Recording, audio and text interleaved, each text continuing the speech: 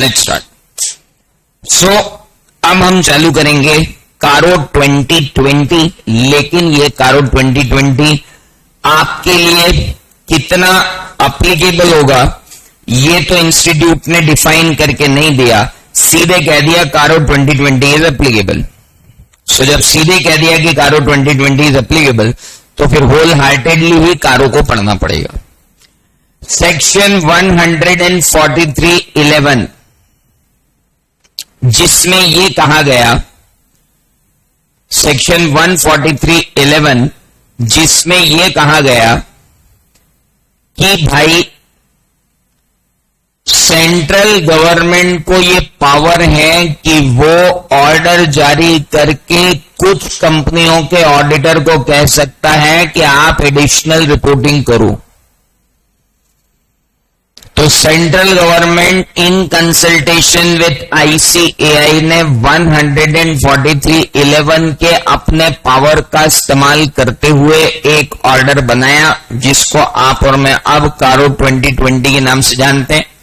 1975 से सफर ये शुरू हुआ था। पहले ये कहा जाता था माओ कारो 1975, फिर इसे बोला गया माओ कारो 1988, फिर इसे बोला गया कारो 2003, फिर इसे बोला गया कारो 2004-5 में अमेंडमेंट आए, फिर इसे कहा गया कारो 2013, फिर 14 अमेंडमेंट हुआ, फिर फाइनली कारो 2016 लगती रही।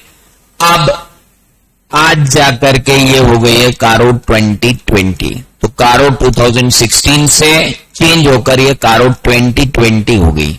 Now CARO 2020 means company auditor's report order. CARO का मतलब होता है companies auditor report order 2020। So this order is known as company auditor's report order 2020. It shall apply to every company including foreign company as defined in clause section 2 of clause 42.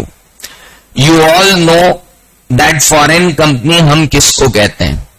A company which is in company or body corporate incorporated outside India and having a place of business in India either itself or through an agent, either electronically or virtually और in any other mode. तो भाई foreign company पर कारो applicable है।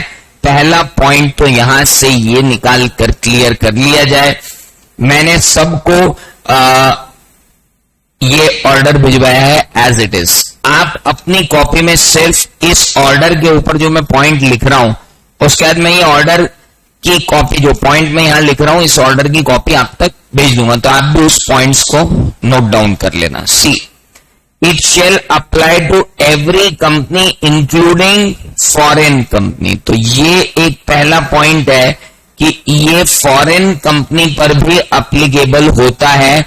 यहां पर एक question आपसे पूछा जा सकता है, लेकिन क्या ये गवर्नमेंट कंपनी पर भी अप्लीकेबल होगा? अभी देखते हैं कि whether it will be applicable to government company also. Is it applicable to government company also, वो भी अपन देखेंगे। तो it shall apply to every company including foreign company. अब मेरे पास क्वेश्चन आ गया कि क्या गवर्नमेंट कंपनी पर एप्लीकेबल है, क्या सेक्शन 8 कंपनी पर एप्लीकेबल है, क्या डोरमेंट कंपनी पर एप्लीकेबल है, क्या स्मॉल कंपनी पर एप्लीकेबल है, क्या 1 पर्सन कंपनी पर एप्लीकेबल है। सो नाउ क्या प्राइवेट कंपनी पर एप्लीकेबल है? तो भाई हमारे ऊपर तो इतने सारे क्वेश्चन आ गए, अब देखना पड़ेगा किसी से एप्लीकेबल है। तो this shall apply to every company including foreign company. ऐसे क्लॉजेस बहुत कम हैं जो फॉरेन कंपनी पे भी लगते हों। As defined in clause 42 of section 2 of Companies Act, okay, except, लेकिन लागू नहीं होगा उन बैंकिंग कंपनीज पर जो डिफाइन है C(5) of banking regulation act 1949। ये बैंकिंग कंपनी पे एप्लीकेबल नहीं है, लेकिन एनबीएफसी पे एप्लीकेबल होगी, क्योंकि NBFC is not banking company under banking regulation act. NBFC is a company which is doing job of a bank kind of, but under Reserve Bank of India Act. They are not registered under Banking Regulation Act. They have been registered under RBI Act. So, very good. Insurance company पे applicable नहीं होगा. Company license to operate under Section 8 पर ये applicable नहीं होगा. One person company पर ये applicable नहीं होगा. स्मॉल कंपनी पर भी ये एप्लीकेबल नहीं होगा. Is that clear? Private limited company not being a private limited company पर भी एप्लीकेबल नहीं होगा, लेकिन प्राइवेट लिमिटेड कंपनी को बहुत सारे नखरे सहन करना पड़ेंगे, उसके बाद इसके ऊपर एप्लीकेबल नहीं होगा, अदरवाइज एप्लीकेबल. अब सुनिए कितने लोगों को एप्लीकेबल नहीं है. सर, पहली बात तो एप्लीकेबिलिटी बैंकिंग कंपनी को है. अच्छा, इधर मैंने पूरा पढ़ा गवर्नमेंट कंपनी का ये अलग से नहीं आई. आईएफएससी भी अलग से नहीं आई. मतलब आईएफएससी हो, गवर्नमेंट कंपनियों, फॉरेन कंपनियों, कोई फर्क नहीं पड़ रहा. लेकिन किस पर एप्लीकेबल नहीं है? सर, एक तो बैंकिंग कंपनी पर नहीं है, इंश्योरेंस कंपनी पर नहीं है, सेक्शन 8 पर नहीं है ना, यूपीसी पे नहीं है, स्मॉल पे नहीं है, और भी रुक जाओ, प्राइवेट फुर्सत से आएंगे, प्राइवेट पे फुर्सत से आएंगे. ये जो मैं बात कर रहा हूं, ये पैराग्राफ 60% चांसेस है ये क्वेश्चन यहां से आएगा. मतलब 1 मिनट, 100% चांसेस है कि कारों का क्वेश्चन आएगा, और उसमें से 60% चांसेस है कि क्वेश्चन यहां से आएगा. अब रिमेनिंग जो डील होगी आज और कल मिलाकर, that will be only for the 40% chances. इसलिए यहां पर अभी बहुत ज्यादा कंसंट्रेट करें सब लोग. तो बहुत क्लियर, अपना काम पढ़ तो लिया लेकिन लिखा नहीं. आइए लिख लेते हैं कारों की एप्लीकेबिलिटी. अभी तो कारों की एप्लीकेबिलिटी पे अगले आधे घंटे अपनी चर्चा चलनी है. कारो 2020 सेंट्रल गवर्नमेंट ने इशू की सेक्शन 143(11) के अंदर एडिशनल रिपोर्ट करनी है ऑडिटर को. Auditor has to do additional reporting, and in additional reporting there are 21 clauses, but including sub clauses होने के बाद वो more than 50 clauses हो जाते हैं.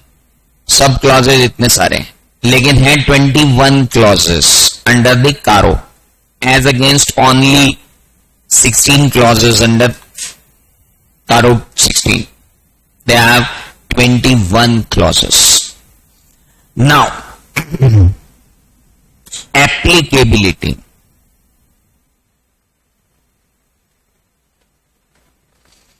अपन अपने तरीके से एप्लीकेबिलिटी पढ़ रहे हैं. Every company, including foreign company,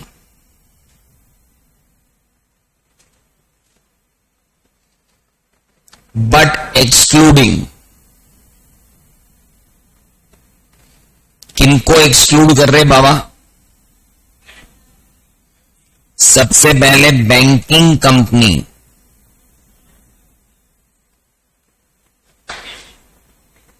दूसरी इंश्योरेंस कंपनी, तीसरी section 8 company,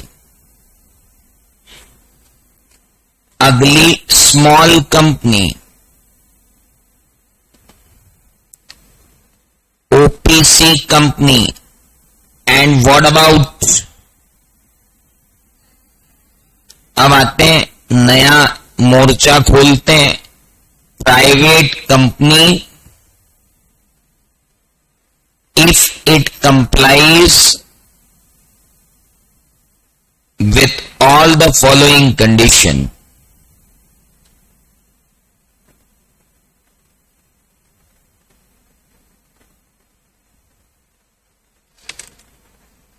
Private company if it complies with all the following conditions.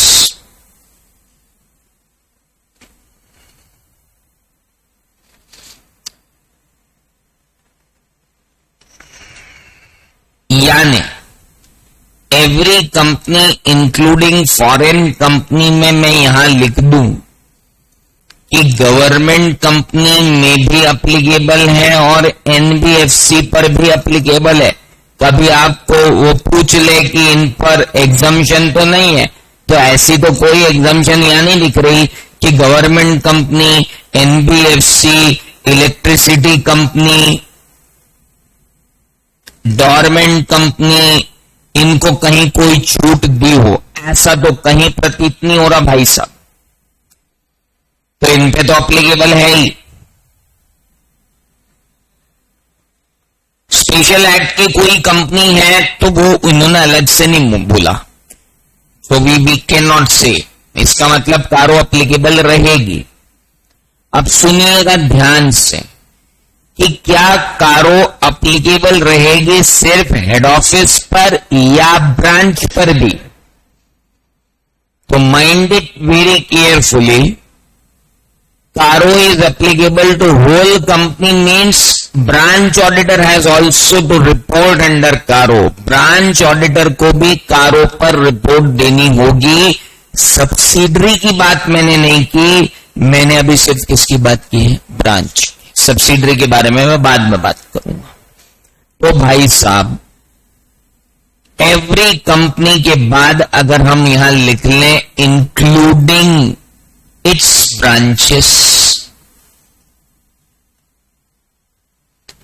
यानी ब्रांच ऑडिटर को भी क्या करना पड़ेगा, कंपनी कारो एप्लीकेबल रहेगी. ब्रांच ऑडिटर के यहां भी कारो एप्लीकेबल है.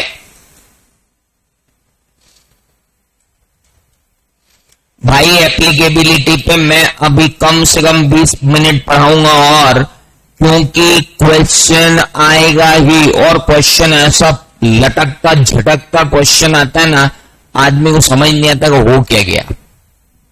सो इसको आप जरा बहुत ध्यान से समझ लीजिए कि CARO is applicable to every company including foreign company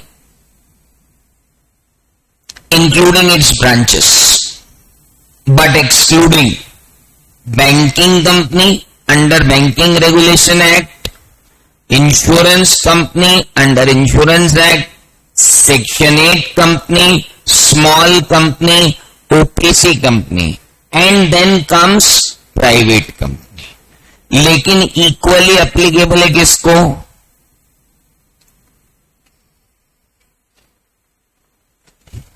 हाँ.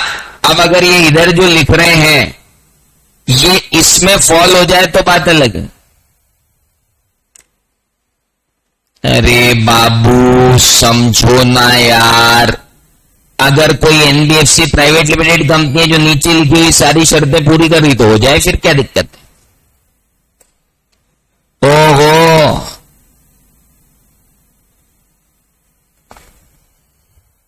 आखिरी टॉपिक किसी भी बैच में इतनी तल्लीनता से नहीं पढ़ा हुआ आपने जितना ये पढ़ोगी.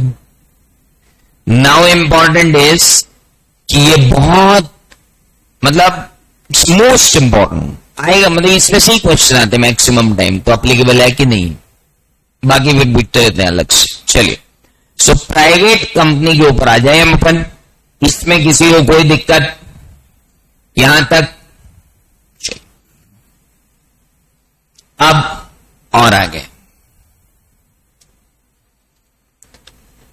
हाँ जी, प्राइवेट कंपनी का क्या कह रहे भैया. सर हम कह रहे हैं कि प्राइवेट कंपनी जो एक सब्सिडरी या होल्डिंग कंपनी नहीं है किसी पब्लिक कंपनी की। वाओ, किसी की होल्डिंग और किसी की सब्सिडरी आपको नहीं होना। ये वाली चीज तो हमने स्मॉल कंपनी में पढ़ी थी, बट स्मॉल कंपनी में ये नहीं बोला था कि किसी पब्लिक कंपनी की होल्डिंग या सब्सिडरी ना। वहां तो बोला था किसी भी कंपनी की होल्डिंग या सब्सिडरी नहीं होना। यहां बोलते हैं पब्लिक कंपनी की होल्डिंग या सब्सिडरी नहीं होना। अब देखो, पब्लिक कंपनी की अगर सब्सिडरी हो गए तो तुम पब्लिक ही हो गए। बावा, पब्लिक कंपनी की सब्सिडरी हो गए तो पब्लिक ही हो गए। छोड़ो, तो फिर तो तुम प्राइवेट हो ही नहीं। अच्छा, लेकिन यहां स्ट्रेंजली बोला गया है holding company of a public company. भैया, एक प्राइवेट कंपनी अगर पब्लिक कंपनी की होल्डिंग है तो वो पब्लिक नहीं कहलाती, वो प्राइवेट ही कहलाती है, लेकिन उसके ऊपर कारो अप्लीकेबल हो जाएगी। अगर तुम एक प्राइवेट कंपनी हो जो किसी पब्लिक कंपनी की होल्डिंग कंपनी हो तो तुम पे कारो अप्लीकेबल होगी। कारो अप्लीकेबल होगी का क्या मतलब? तुम्हारे ऑडिटर को इन सारे पॉइंट पर रिपोर्ट देनी पड़ेगी। ओ भाई, कारो अप्लीकेबिलिटी का क्या मतलब है कि इस कंपनी के ऑडिटर को इन सारे पॉइंट्स पर रिपोर्ट देनी पड़ेगी, और नहीं एप्लीकेबल तो नहीं लगेगी। बोलो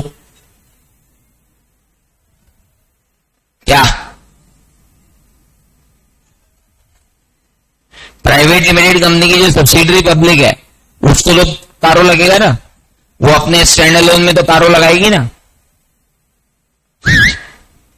उसके स्टैंड अलोन में कारो लगेगा, इसके स्टैंड अलोन में कारो नहीं लगेगा। हाँ, ध्यान रखिए। चलिए, तो प्राइवेट कंपनी जो, पहली बात, पहले प्राइवेट कंपनी को बुलाएंगे इधर, क्या तू किसी पब्लिक कंपनी की होल्डिंग या सब्सिडरी तो नहीं है? कारो लगेगा, जाओ, खत्म। अगला प्रश्न ही नहीं पूछना है। अगला प्रश्न पूछने के लिए वो एलिजिबल ही नहीं है। जहां ये पता लगा कि ये प्राइवेट कंपनी किसी की होल्डिंग या सब्सिडरी, और वो जो होल्डिंग सब्सिडरी है वो क्या है? पब्लिक कंपनी, तो गए, कारो इज एप्लीकेबल। ओके। दूसरा प्रश्न, तो भैया तुम किसी की होल्डिंग या किसी पब्लिक कंपनी की होल्डिंग या किसी पब्लिक कंपनी की सब्सिडरी हो? नहीं भैया, हम ये शौक नहीं पालते। वेरी गुड, अभी देखते हैं आगे। तुम ये बताओ, तुम्हारी पेड अप कैपिटल और तुम्हारे रिजर्व्स और surplus not more than 1 crore rupees, 1 crore रुपए तक ही है ना? 1 करोड़ तो नहीं है, 1 करोड़ 10 लाख हो गए। बहुत बढ़िया।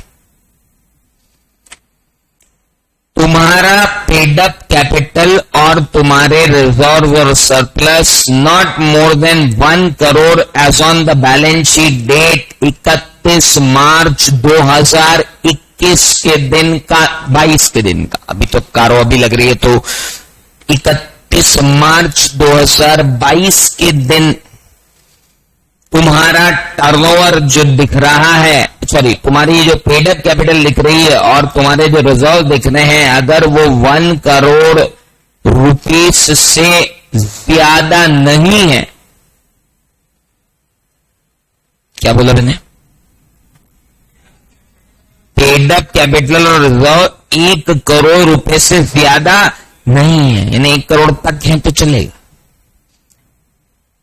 टॉस करना पड़ सकता है, टॉस के बॉस ना बने वहां पर, यहीं से याद करके जाएं कि इक्वल टू 1 करोड़ हुआ, कारो नहीं लगेगी।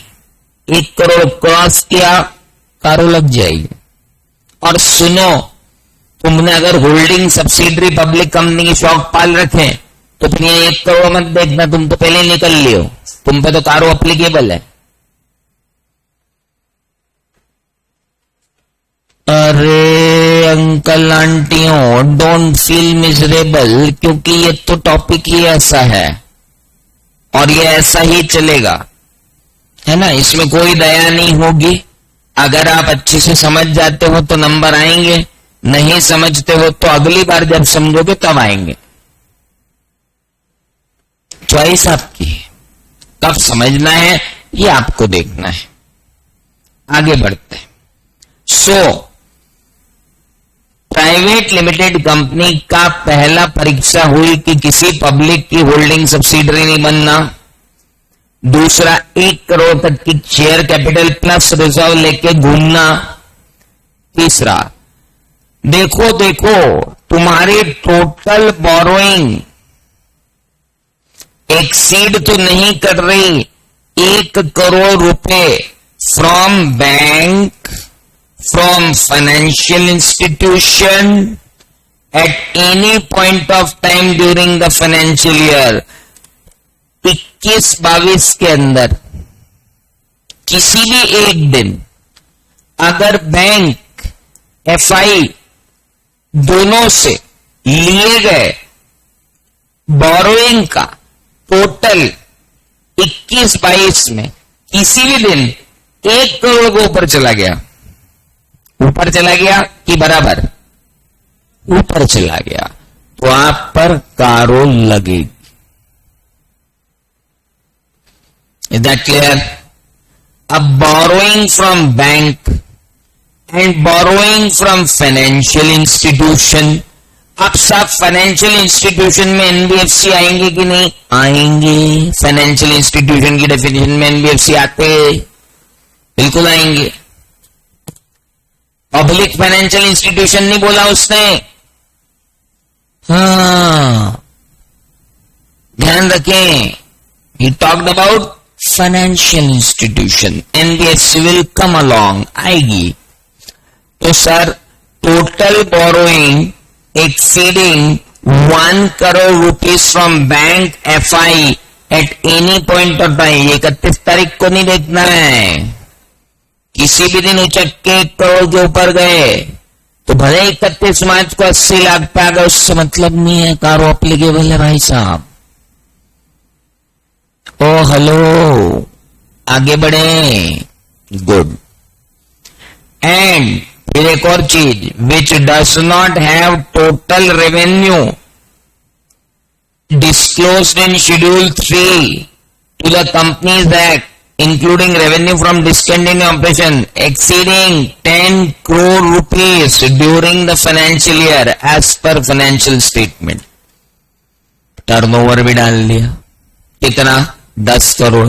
यानी टोटल अगर अपन बात करें तो एक तो होल्डिंग सब्सिडरी का गेम, दूसरा पेड अप कैपिटल और रिजर्व 1 करोड़, तीसरा बोरोइंग 1 करोड़, चौथा टर्नओवर 10 करोड़, यानी 1-1-10, 1-1-10।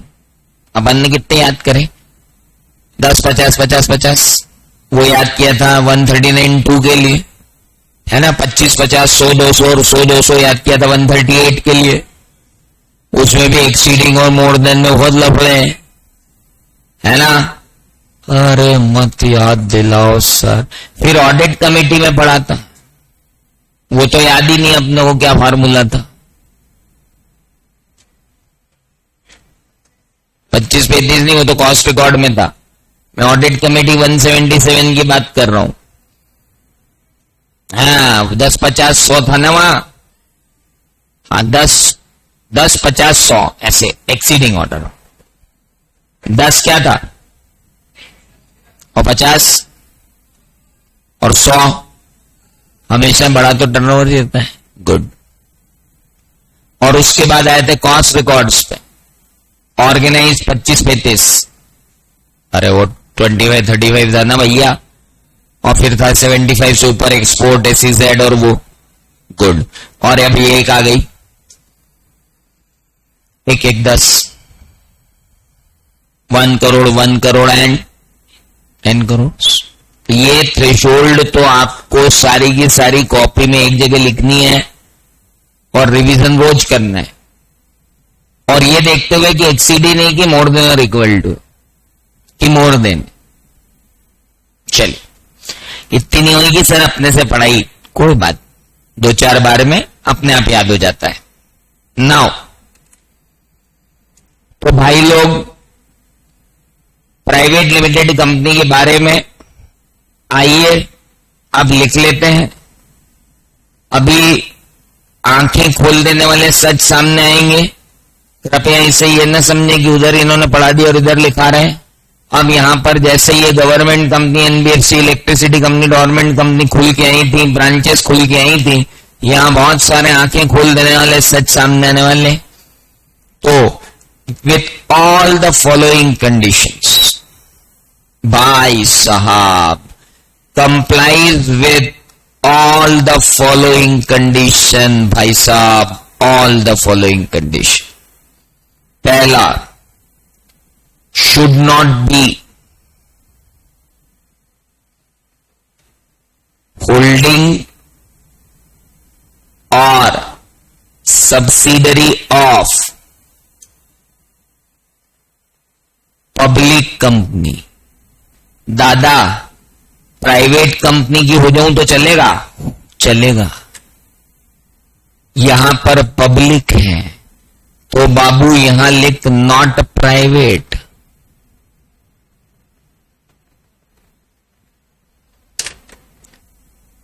आपने कहा शुड बी एप्लीकेबल होल्डिंग और subsidiary of a public company, not private company, ठीक है। दूसरा आपने क्या बोला?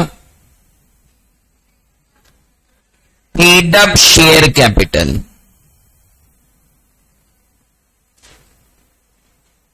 And reserves. Paid up share capital and reserves कितने से ज्यादा नहीं होना चाहिए? Does not exceed 1 crore. Does not exceed 1 crore.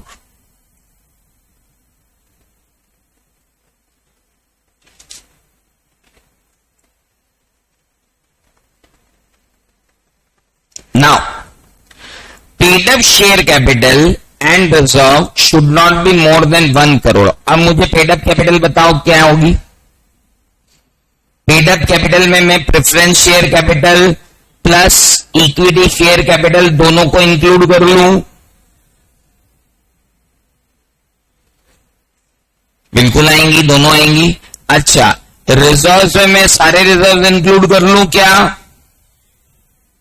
मतलब जनरल रिजर्व भी ले लूं, कैपिटल रिडम्पशन रिजर्व अकाउंट भी ले लूं, equity that security premium account भी ले लूं और कैपिटल रिजर्व भी ले लूं, सारे ले लूं कि सिर्फ जनरल रिजर्व लूं?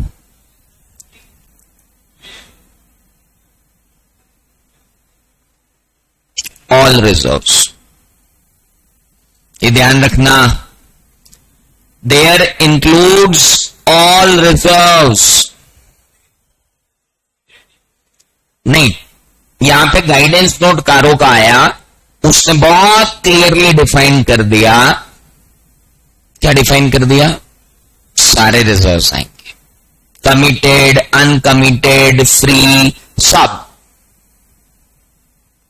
इवन रिवैल्यूएशन रिजर्व भी, सारे। Paid up share capital plus equity share capital, लेकिन इसमें से हटा देना कॉल्स इन एरियर्स। हेलो, ये तो अपने को बेसिक ही याद है यार, लेस कॉल्स इन एरियर्स तो हम हटा ही देंगे, लेकिन रिजर्व्स में उसने सब जोड़ दिया, सारे आएंगे। ओके, तो कहीं वो रिजर्व्स में लेकर आए, बेटा एक्सेप्ट रिवैल्यूएशन रिजर्व नहीं है, किसने बोल दिया? कहां पढ़ रहे हो तुम लोग?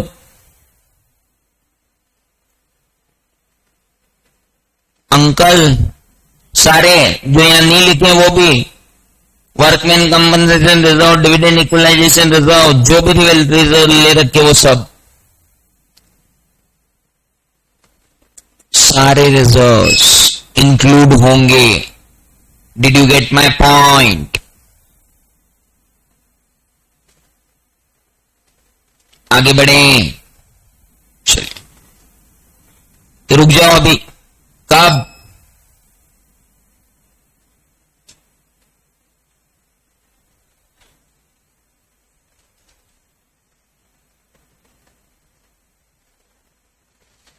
उससे पहले कुछ भी रहा हो उससे मुझे मतलब नहीं है, एज ऑन चाहिए। और अगर एज ऑन नहीं है तो कारो अप्लीकेबल नहीं होगा। एज ऑन नहीं है तो कारो अप्लीकेबल नहीं होगा भाई साहब, ध्यान रखना। पल पल पे गड्ढे, यहां इसीलिए लेता है वो क्वेश्चन। क्या है, कारो पूछ भी लेगा, इंटर का लेवल भी अचीव हो जाएगा।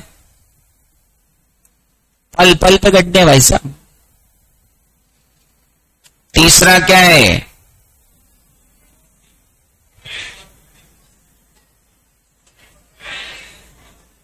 एक मिनट, वो बोनस शेयर कन्वर्ट हो जाए, बोनस शेयर आ जाए, डिबेंचर कन्वर्ट हो जाए, वो सब इक्विटी शेयर कैपिटल में ही जाएंगे ना। हाँ, सब सब सब नहीं, कन्वर्टेबल नहीं बोल रहा हूं मैं, कन्वर्ट होने के बाद वो ये होल्डिंग सब्सिडरी की डेफिनेशन नहीं है जहां आप कन्वर्टेबल को भी ले लो। ध्यान। तीसरा, बोरोइंग, रुको, किससे, रुको, बैंक और एफआई, एफआई के अंदर एनबीएफसी आ जाती है। ओके, इनसे कितने से ज्यादा नहीं होनी चाहिए, है जी, 1 करोड़ पर। कब, any time during the financial year.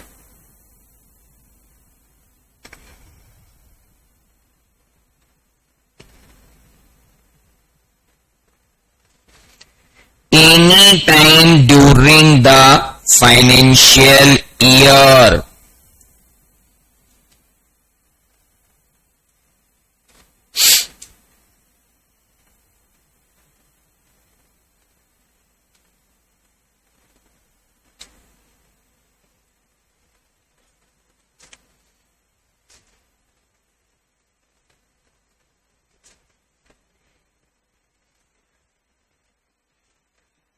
Now,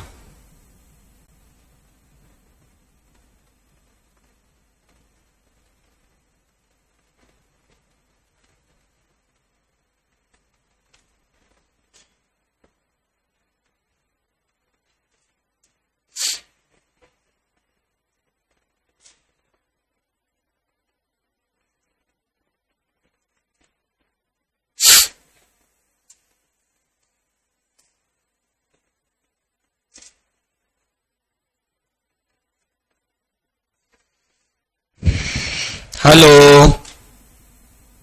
आगे बढ़े।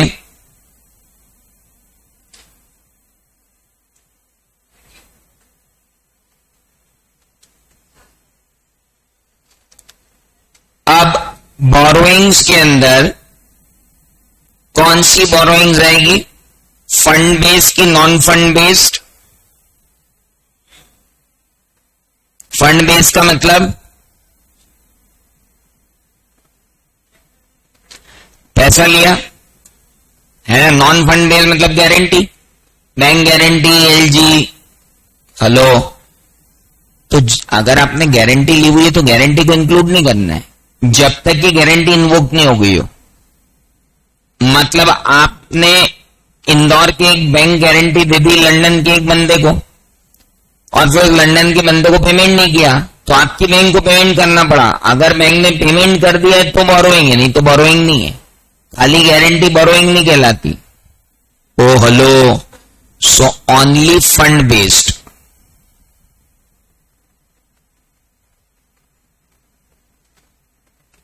नॉन फंड बेस्ड नहीं।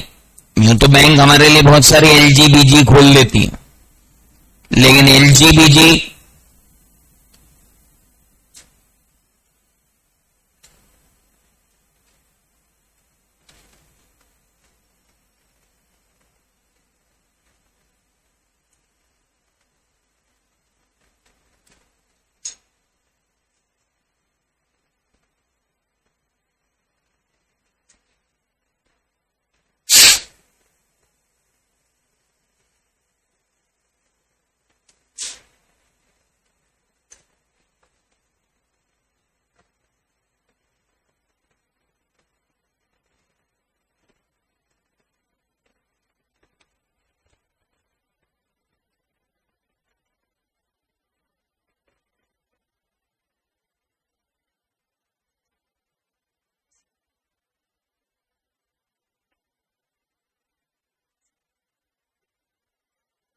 चलिए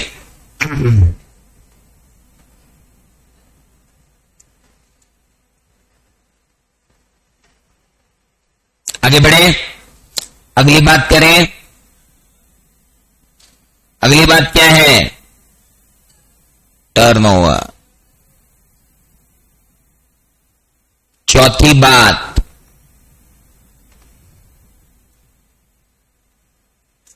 चौथी बात क्या हुई बाबू? टर्नओवर नहीं बोला है, अरे टोटल रेवेन्यू बोला है दादा। Total revenue as per schedule 3, और शेड्यूल 3 में टोटल रेवेन्यू मतलब क्या? अदर इनकम भी इंक्लूडेड है दादा, अदर इनकम इंक्लूडेड।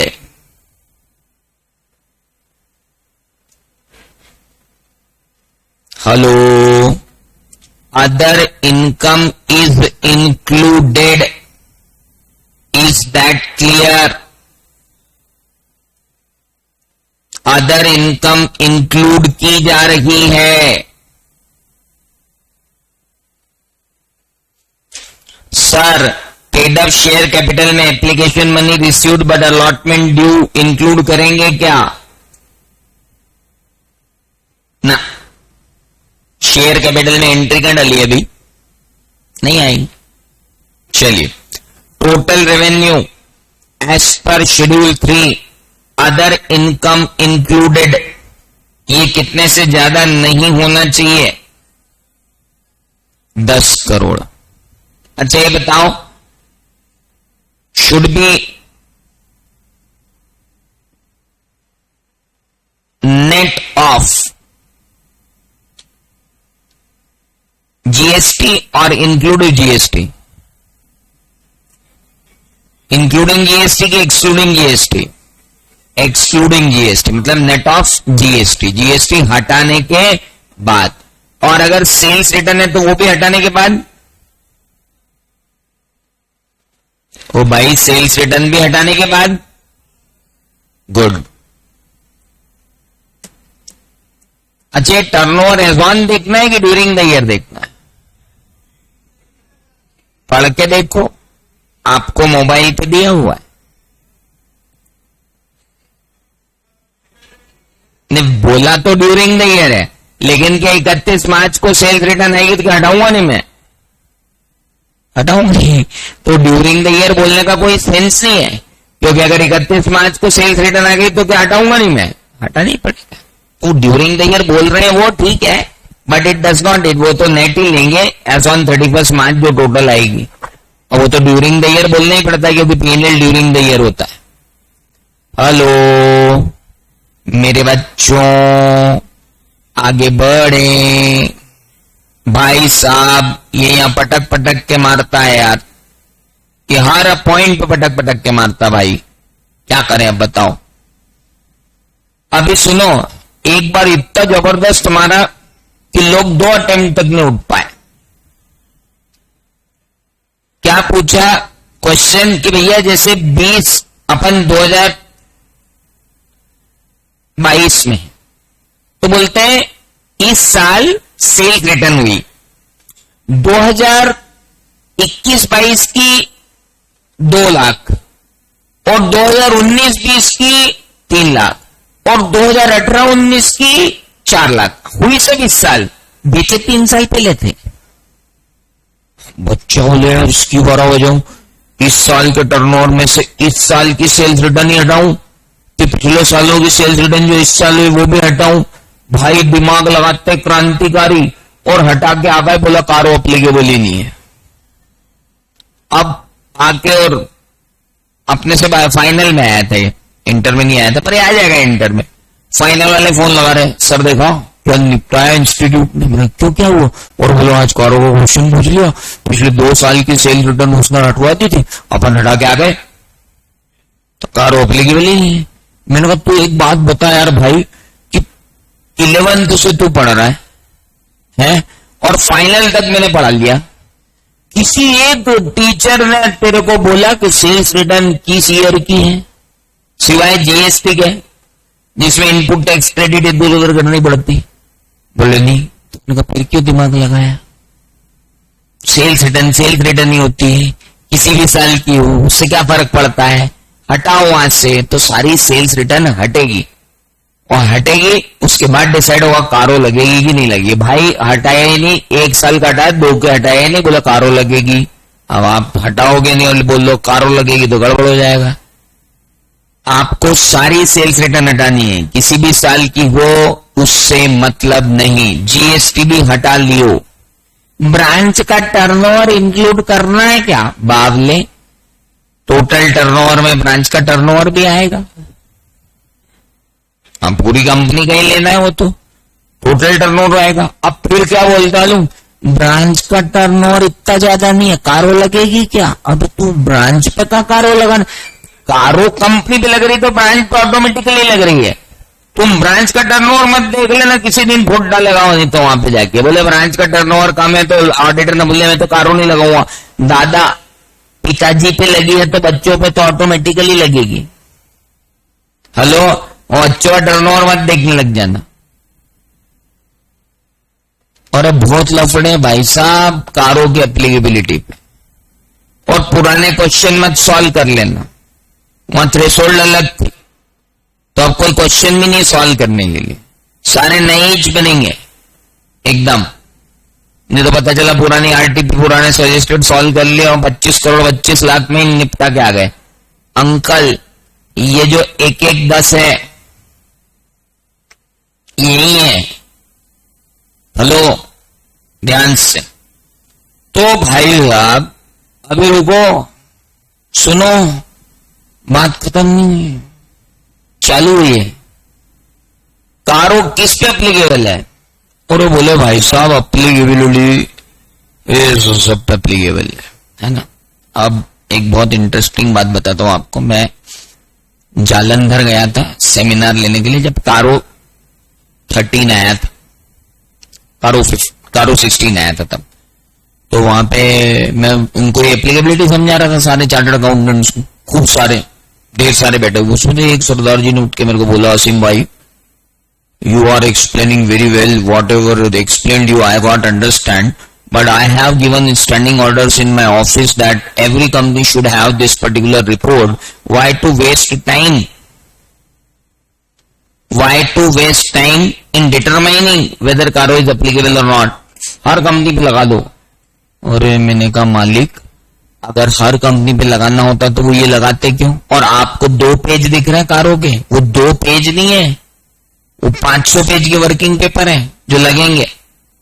2 पेज की कारो क्या होती है? ये जो कारो आप देख रहे हो इसके पीछे कितने एविडेंस लेने पड़ेंगे अपने को? ये जो देख रहे हो आप, वो पन्ना थोड़ी के लगा के साइन कर दिया, इसके ऑब्जर्वेशन है ये सारे अपन जो पढ़ेंगे। There are lot many observations which are included, तो दैट इज मोस्ट इंपॉर्टेंट। तो अब ऐसा बिल्कुल नहीं होगा कि कारो किसी पे भी लगा दो। हो सकता है ये क्वेश्चन ही पूछ ले कि आर्टिकल का कहना है वो बॉस से कह रहा है कि इतनी एप्लीकेबिलिटी में समय जाया क्यों करें, जिस पे कारो लग रही है उस पे भी लगा दो, नहीं लग रही उस पे भी लगा दो। आपका टाइम और एनर्जी और टैलेंट सब वेस्ट हो जाएगा। जब कारो लगानी नहीं है तो काय को, वहां पे कितनी सारी प्रोसीजर्स और रिपोर्टिंग होगी वहां पे। अब दूसरी बात आती है, कारो में ये नहीं लिखा है कि कैश वेरिफिकेशन करना, तो हमने कैश वेरीफाई नहीं किया। 1 मिनट, ये कारो कोई फाइनल स्कोप ऑफ ऑडिट नहीं है कि इसमें जो लिखा है वही करना है, बाकी जो जनरल प्रोसीजर है वो नहीं लगाना है। सर ये रिपोर्टिंग रिक्वायरमेंट समझ में आया? अगर कारो लग रही है तो इन 21 पॉइंट पे रिपोर्ट देना ही है। आप सेटिस्फाइड हो, आप अनसेटिस्फाइड हो। तो हेलो, इन 21 पॉइंट्स पर रिपोर्ट देना ही है। आप सेटिस्फाइड हो या आप सेटिस्फाइड नहीं हो, आपको रिपोर्ट देनी ही पड़ेगी कारो की। बात खत्म। मतलब ये जो 21 पॉइंट है इसमें आप सेटिस्फाइड होंगे तो भी देना पड़ेगा और सेटिस्फाइड नहीं होंगे तो भी रिपोर्ट करना पड़ेगा। तो अब जरा कारो के ऊपर हमने जो बात की कि किस के ऊपर अप्लीकेबल नहीं होती, तो प्राइवेट लिमिटेड कंपनी की बहुत बड़ी एक बात निकल के आई और हमें पता चला कि इसके ऊपर अप्लीकेबल नहीं। अब और आगे, now it shall come into force on the date of its public. ये कब से अप्लीकेबल है सर? ये आ तो गई थी 2020 में ही और ये लागू होने वाली थी 31 मार्च 2020 के बाद की ऑडिट रिपोर्ट के लिए ही, लेकिन फिर कोरोना आ गया तो इसको 21 तक डेफर कर दिया गया, फिर एक बार डेफर करके 22 तक ले आया गया। अब 31 मार्च 2022 के बाद जो भी ऑडिट रिपोर्ट इश्यू होगी वो ऐसे होगी। सो एप्लीकेबिलिटी क्या हो गई? 31 मार्च 2022 के बाद अगर कंपनी का ऑडिटर जिस पे कारो एप्लीकेबल है, अगर वो ऑडिट रिपोर्ट दे रहा है तो उसे यही ऑडिट रिपोर्ट देनी होगी। क्या ये बात क्लियर है? आगे बढ़ूं, चलिए नाउ नेक्स्ट, अगली बात। अब बात आती है कि every point is reportable whether auditor is satisfied or not। तुमने पूछताछ की, तुम सेटिस्फाइड हो या नहीं सेटिस्फाइड हो, तुमको देना है। लेकिन 143(1) की जो इंक्वायरी अपन कर रहे थे, याद करो, सिक्योर्ड लोन प्रॉपरली सिक्योर्ड है कि नहीं, इन्वेस्टमेंट गया कि नहीं, वो जो अपन कर रहे थे, वहां पर अगर आप सेटिस्फाइड नहीं थे तो ही रिपोर्ट करना था, सेटिस्फाइड थे तो रिपोर्ट नहीं करना। हाँ बेटा, आ रहा हूं नीरज, नोटिफिकेशन की डेट पे आ रहा हूं मैं सब क्लियर कर दूंगा, मत tension. Now every point in कारो इज रिपोर्टेबल। हर पॉइंट कारो का रिपोर्टेबल है, चाहे आप सेटिस्फाइड हो चाहे आप ना हो। क्या कंसोलिडेटेड फाइनेंशियल स्टेटमेंट के ऑडिटर को कारो लगानी? अगला प्रश्न, मैं होल्डिंग कंपनी का ऑडिटर हूं, होल्डिंग कंपनी पे कारो लग रही है, होल्डिंग कंपनी के स्टैंडअलोन फाइनेंशियल स्टेटमेंट पे कारो लग रही है, लेकिन होल्डिंग कंपनी का एक तो स्टैंडअलोन बनता है और एक कंसोलिडेटेड बनता है, और कंसोलिडेटेड फाइनेंशियल स्टेटमेंट का भी ऑडिट होता है, और फिर कंसोलिडेटेड फाइनेंशियल स्टेटमेंट की भी ऑडिटर की भी ऑडिट रिपोर्ट लगती है। जब कंसोलिडेटेड फाइनेंशियल स्टेटमेंट के ऑडिटर की भी ऑडिट रिपोर्ट लगेगी तो क्या होगा? कंसोलिडेटेड फाइनेंशियल स्टेटमेंट के ऑडिटर की भी ऑडिट रिपोर्ट जब लगेगी तो क्या होगा? कंसोलिडेटेड फाइनेंशियल स्टेटमेंट के ऑडिटर की ऑडिट रिपोर्ट लगेगी, तब कारो बिल्कुल लगाने की जरूरत नहीं है। लेकिन बोला गया है कि this order is not applicable to auditors report of consolidated financial statement except clause number 21। 21वें नंबर का क्लॉज, मत जाओ मैं बता रहा हूं, 21वें नंबर का क्लॉज अगर लग रहा हो तो अपन देखें, तो लगाना नहीं है तो उसकी जो स्टैंडअलोन रिपोर्ट है, किसकी? बंदे की, उसकी स्टैंडअलोन रिपोर्ट में ये 21वां क्लॉज आएगा। 21वें क्लॉज पे जाओ सबसे पहले,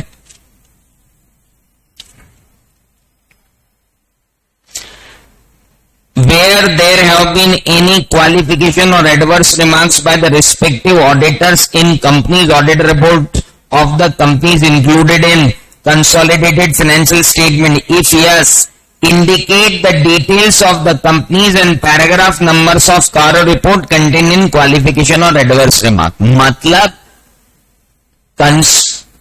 अब YouTube पे चिल्ला रहे लोग बाग, कंसोलिडेटेड फाइनेंशियल स्टेटमेंट पे एक पॉइंट के अंदर कारो लगती, कंसोलिडेटेड फाइनेंशियल स्टेटमेंट पे कारो नहीं लगती। होल्डिंग कंपनी की कारो रिपोर्ट जो बनेगी उसके आखिरी पॉइंट में टेबल बना के डिटेल देनी पड़ेगी कि मेरी सब्सिडरी कंपनी के ऑडिटर ने कारो क्वालिफाई की है। तो अगर क्वालिफाई की है उसने कारो, तो उन पॉइंट के रेफरेंस देना पड़ेंगे कि इन पॉइंट्स में कारो क्वालिफाई हुई है। ओहो, मेरी बात तो समझो, ध्यान से सुनना। ये है होल्डिंग कंपनी, ये है इसकी subsidiary S1, S2, S3, S4 सब सब्सिडरीज है ना। इसकी कारो अनक्वालिफाइड है, इसकी भी अनक्वालिफाइड है, लेकिन इसकी क्वालिफाइड है और इसकी भी क्वालिफाइड है। तो अब इसकी जो कारो बनेगी, किसकी, होल्डिंग की, है ना, उसकी कारो का जो लास्ट पॉइंट 21वां, उसमें एक टेबल जाएगी, कंपनी का नाम, उसकी कारो का क्लॉज और कारो का क्लॉज क्या डिफर है, क्लॉज नंबर और कारो का कौन सा क्लॉज डिफर है। मतलब होल्डिंग कंपनी की ही कारो में सब्सिडरी कारो की इंफॉर्मेशन जाएंगी अगर सब्सिडरी की कारो में कोई एडवर्स कमेंट हुए। आप 21वां पॉइंट पढ़ो वापस। Whether there have been any qualification or adverse remarks by the respective auditors in company auditors report or the report of the companies included in consolidated financial statement। तुम्हारी subsidiary और तुम्हारे associate के financial statement तुमने include किए हैं क्या यहाँ पे? हाँ किए हैं। अच्छा, तो if yes indicate the details of companies and paragraph number of कारो, उन कंपनी की डिटेल दे दो और उनके पैराग्राफ नंबर ऑफ कारो दे दो जिसमें गलतियां की हैं। जिसको भी देखना होगा मिनिस्ट्री ऑफ कॉर्पोरेट अफेयर्स की साइट पे जाके देख लेगा उन कंपनीज की रिपोर्ट को। तुम क्यों उनकी रिपोर्ट सारी मर्ज कर रहे हो? तो अपने को कारो मर्ज नहीं करनी। किसी दिन क्वेश्चन आ जाए कि सब्सिडरी की सारी कारो मिला करके मर्ज करके होल्डिंग कंपनी की कारो बनानी है, नहीं करना दादा। कभी आ जाए होल्डिंग कंपनी पे कारो, होल्डिंग कंपनी पे कारो एप्लीकेबल है, नहीं एप्लीकेबल है होल्डिंग कंपनी पे, ओ सॉरी कंसोलिडेटेड फाइनेंशियल स्टेटमेंट पे कारो लगाना, नहीं लगाना कंसोलिडेटेड फाइनेंशियल स्टेटमेंट पे कारो। एक मिनट, कंसोलिडेटेड फाइनेंशियल स्टेटमेंट पे तो कोई कारो नहीं लगेगा। स्टैंड अलोन होल्डिंग का जो है उसकी जो कारो बनेगी, उस कारो के 21वें पॉइंट में सब्सिडरी की कारों में अगर कोई गड़बड़ हुई उसकी डिटेल दे दो। मैं ये कह रहा हूं सबको समझ में आ रहा है? एक तेरे को छोड़ दे, तू टेंशन मत ले, अड़ोस पड़ोस बिल्कुल मत पूछ के समझ में आ रहा है कि नहीं आ रहा है। नाउ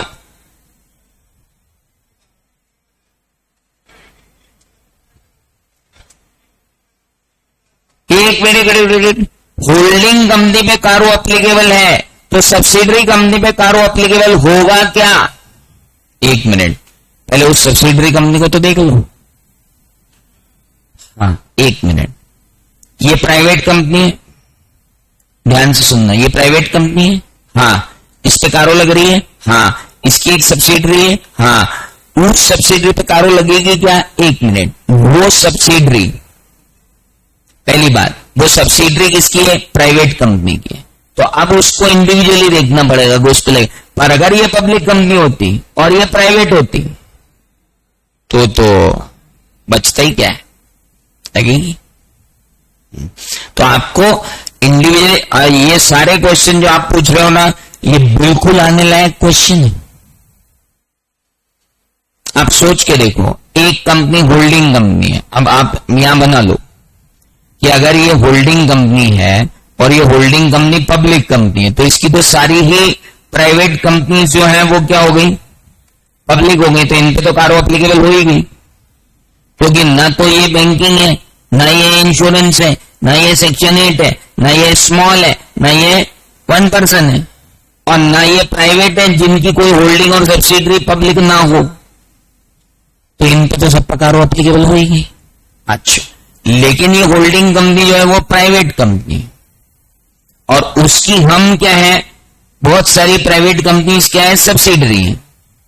हेलो, तो पहला तो जो प्राइवेट कंपनी के एग्जम्पशंस हैं उसमें सिर्फ ये पूछा जाएगा कि तुम्हारी होल्डिंग कंपनी कोई पब्लिक कंपनी है? बोले नहीं है। हाँ, तो फिर तुम अपने इंडिविजुअल रेटिंग्स बताओ क्या है।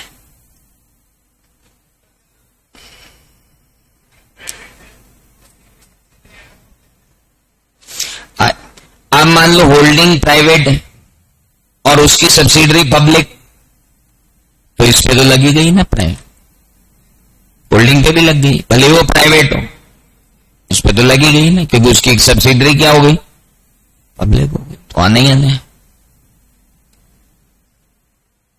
हेलो,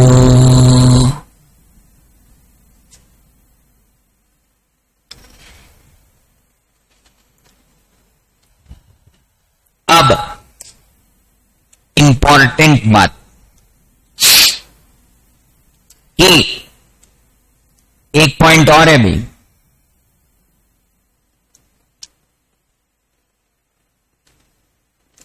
सब्सिडरी तो नहीं है,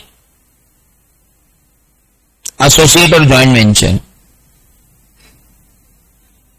अरे मैंने कब कहा, रुको, मैंने कुछ बोला ही नहीं अभी, सब्सिडरी का एग्जांपल लिया था। इसका मतलब ये नहीं है कि उसमें से एसोसिएट और जॉइंट वेंचर बाहर हो गए।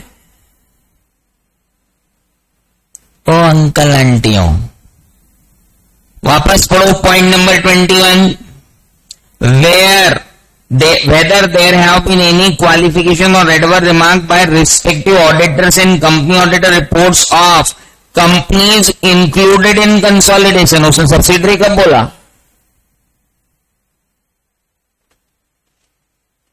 तो कंसोलिडेशन में तो एसोसिएट भी इंक्लूड होती है, कंसोलिडेशन में तो जॉइंट वेंचर भी इंक्लूड होता है। हेलो, एक में इक्विटी मेथड लगती है, एक में प्रोपोर्शनेट कंसोलिडेशन मेथड लगती है, लेकिन कंसोलिडेशन तो होता है, एसोसिएट का भी होता है और जॉइंट वेंचर का भी होता है। तो जॉइंट वेंचर और एसोसिएट वाले पॉइंट भी यहां आएंगे मेरे बाबू। Is that clear? अरे हेलो, एप्लीकेबिलिटी चल रही है अभी, तो पॉइंट तो आइच नहीं है, अभी तो एप्लीकेबिलिटी में ही घूमते फिर रहे हैं कि एप्लीकेबल किसको है और किसको नहीं है। और सुनो, अब मैटर्स पैराग्राफ 3 पे जाओ जरा, एक minute. Matters to be included in auditors report, वहां क्या लिखा है, auditor report on accounts of the company to which this order applies shall include a statement on following matters। shall include a statement, इसका मतलब तेरे को बोलने का है। एप्लीकेबल है तो एप्लीकेबल बोल, नॉट एप्लीकेबल है तो नॉट एप्लीकेबल बोल, सेटिस्फाइड है तो सेटिस्फाइड बोल, नहीं सेटिस्फाइड है तो मत सेटिस्फाइड बोल, लेकिन बोल। मतलब 21वां पॉइंट पर बकना पड़ेगा, हां है तो हां, ना है तो ना, नॉट एप्लीकेबल है तो नॉट एप्लीकेबल। अब एक और क्वेश्चन आ गया, फेलो सब्सिडरी को इंक्लूड करें क्या? अरे बाबा, एक्स लिमिटेड की एक सब्सिडरी वाई लिमिटेड है और एक सब्सिडरी जेड लिमिटेड है। अच्छा चल प्राइवेट लिमिटेड कर देता हूं इसको।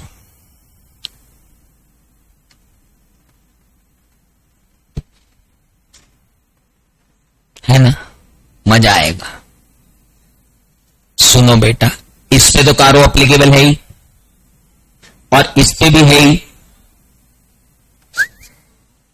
इस पे है तो इस पे तो है ही। ऐसा नहीं, ये एक मिनट रुको, क्या वाई लिमिटेड जो किसी ऐसी प्राइवेट लिमिटेड की सब्सिडरी है जो खुद पब्लिक लिमिटेड है, कहलाएगी ना पब्लिक लिमिटेड, तो पब्लिक लिमिटेड की सब्सिडरी कौन हो गई? प्राइवेट लिमिटेड, तो इस पे भी कारो एप्लीकेबल हो जाएगा और होगा ना। अरे रे रे रे रे रे रे रे रे, क्यों नहीं होगा भाई साहब? इस पे एप्लीकेबल है कि नहीं ये बताओ आप। है, ये पब्लिक है तो ये डीम्ड पब्लिक हो गई, और डीम्ड पब्लिक की सब्सिडरी भी डीम्ड पब्लिक कहलाएगी। पब्लिक है ना, पब्लिक की सब्सिडरी तो पब्लिक ही कहलाएगी, होल्डिंग थोड़ी है। होगा एप्लीकेबल। अब अगर जेड लिमिटेड प्राइवेट होती और इस पे कारो एप्लीकेबल हो जाती, ध्यान देना जरा एक मिनट। हाँ अरे भैया, सब जेड पे, जेड अगर एक प्राइवेट लिमिटेड कंपनी और इस पे क्या एप्लीकेबल हो गई, कारो, तो क्या इसकी होल्डिंग पे भी कारो एप्लीकेबल होगी? देखेंगे, देखेंगे और यहां भी देखेंगे। ये प्राइवेट लिमिटेड है, सॉरी, अरे पिछले सवाल में भी प्राइवेट ही थी, प्लीज प्लीज प्लीज। हाँ तो ये प्राइवेट है और ये भी प्राइवेट है, तो इन दोनों को तो देखना ही पड़ेगा अपने आप में।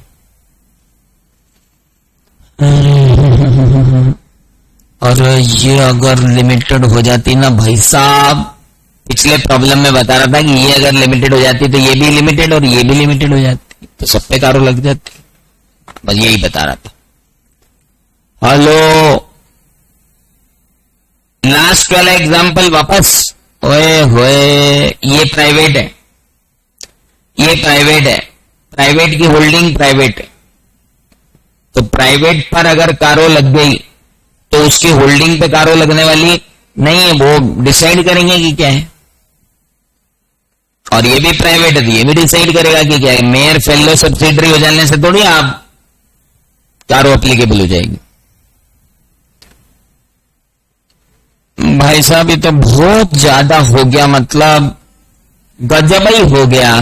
तो भाई साहब ये आएंगे क्वेश्चन, और मैं नहीं चाहता कि एक भी क्वेश्चन में आप गलती करके आओ। हेलो,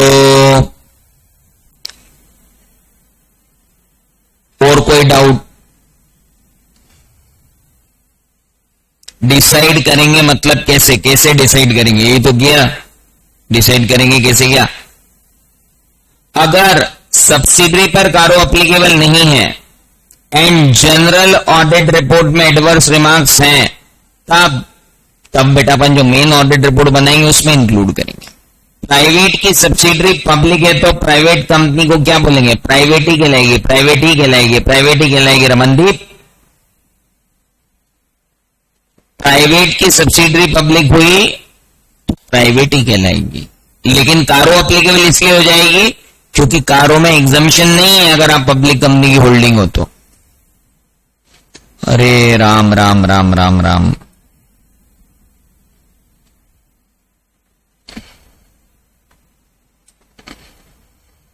आज तो ब्रेक भी नहीं मांगा और इच्छा भी नहीं हो रही कि क्लास खत्म हो, पर 2:30 समय समाप्ति की घोषणा हो गई। कल जरा अपन ज्यादा टाइम लेते हैं हर्षित सर से, क्योंकि कम से कम 3 से 4 घंटे तो लगेंगे अभी इसको फिनिश करने में। लेट अस टॉक अबाउट, चलिए, और तब तक